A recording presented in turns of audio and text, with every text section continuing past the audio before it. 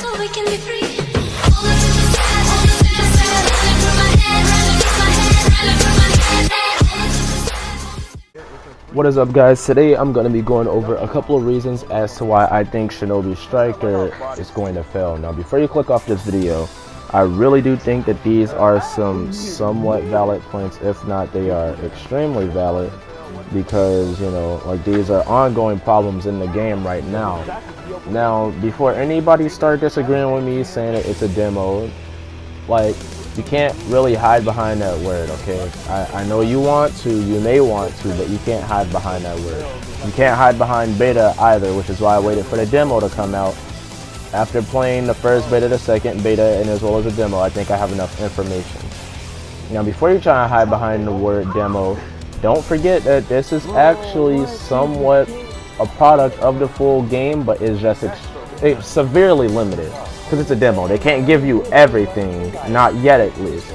But in the full game, we will see some similar things like this, unless they decide to do some busts and nerfs on day of release.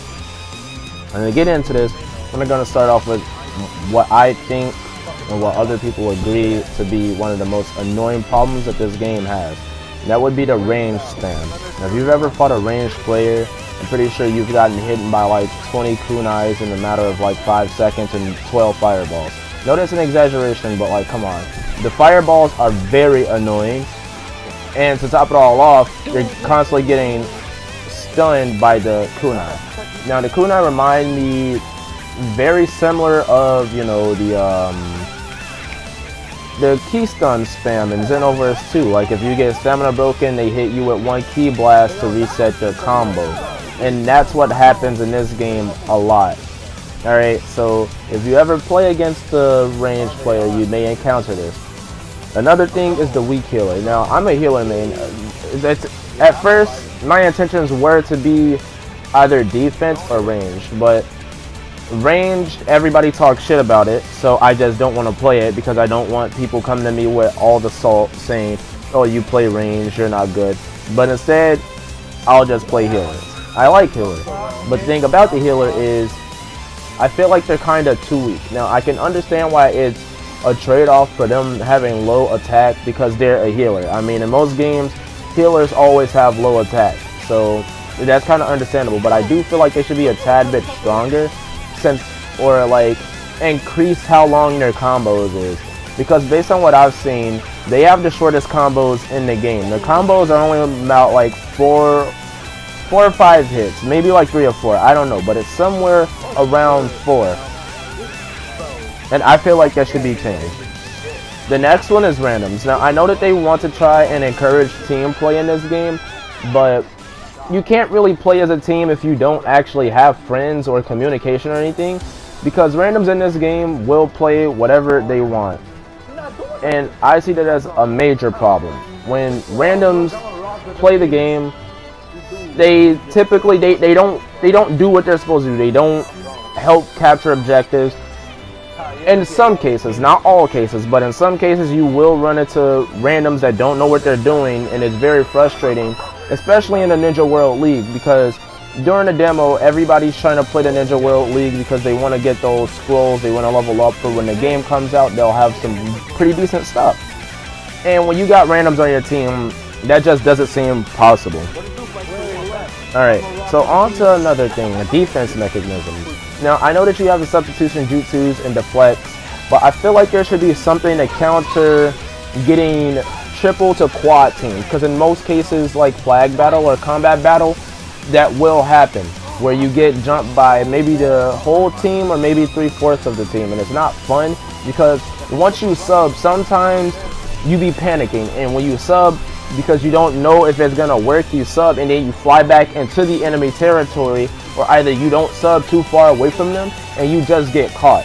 So I feel like they should change it to where you can set the distance in which you want to sub away from your enemies within maybe like 10 to 15 feet, or maybe they should just change that in general, because in most cases when you sub, you don't sub that far away from the enemy, so you basically just waste your only defense mechanism and you get caught and you just get jumped on again. So it kind of seemed like a futile effort, if you ask me. Okay, so I see a lot of people complaining about this certain problem on Reddit Instagram, Facebook, Bandai, Twitter, whatever you want to call it. It adds character uniqueness. Now, if you compare this game to Xenoverse 2, which other people like to compare it to for whatever fucking reason, this game doesn't have any unique hairstyles. Now, what I mean unique, I mean like stuff that you don't see the main cast have. Like the rip-off Kefla hair or the rip-off Kel hair. That was in the game before Kel and Kefla were actually in the game. Like, people are looking for something to make their character look a lot more unique, because all I see people nowadays is with their Choji hair. You know, because I mean, a lot of people want to have long hair, so maybe add more long hairstyles to the game or something like that. I see this not as my own personal problem, but I can see why people are highly frustrated with it, because Xenoverse 2 has some pretty decent customization. Although it wasn't the best, but it still allowed you to make your character look somewhat unique in one way or another with all of the customization items. Now, I know that this game is going to have like 4,000 plus customization items, but that's like, I don't know. I mean, you can somewhat make a character look unique, you know, costume wise, but not originality, if that makes any sense. Okay, so next we're on to stat building. Stat building, okay, so this whole idea came about when on the loading screen, when it gives you the tips at the bottom, it says that certain costumes will have certain stat increases or abilities or something like that. So the problem that most people have with this is the fact that there's going to be a certain clothing meta. Now, I know that that doesn't sound like it makes any sense, but basically what it implies is that a lot of people are going to be running the same clothes because it may give you like a very OP, like, I don't know, a very overpowered stat increase, like in Xenoverse, where they had stats tied to clothes, but it didn't give you like, it gave you major stat increases, but at least it had a decent trade-off for it, if that makes any sense. So if you had like 5 health, you would have a 5 decrease in attack. Now that's what people are hoping for, because right now it just seems kind of like a shaky subject, because you don't want to be running into people that's wearing like Akatsuki jackets that give you like 5 increase in chakra and stamina and substitution, recharge time and health and stuff like that. I can understand why that would be very frustrating to go up against, but I'm not too quick to judge it, considering that nobody knows exactly how it's going to work yet, if it's going to have a trade-off or not. Because I feel like this game should have your own created stat builds, just like Xenoverse, essentially, where you were actually able to, you know, apply attribute points to a certain skill or something like that to increase stat by itself, and then you have to close the stack on top of it. Because if all of your stats are tied to clothing, you can't really look the way that you actually want to. And considering that this is an RPG game, customization is a very, very huge role in this game. Okay, the next thing I want to get to is the hitbox system. Now, the hitbox system with fireballs and stuff, it's been slightly tweaked, but beforehand, at first, when you, like, if Naruto was to try and hit you with a Rasengan, he didn't actually have to hit you, or a CAC or whatever, whoever had the Rasengan at first. If they try and hit you with it, like, it doesn't actually have to touch you, but the hitbox was extremely huge.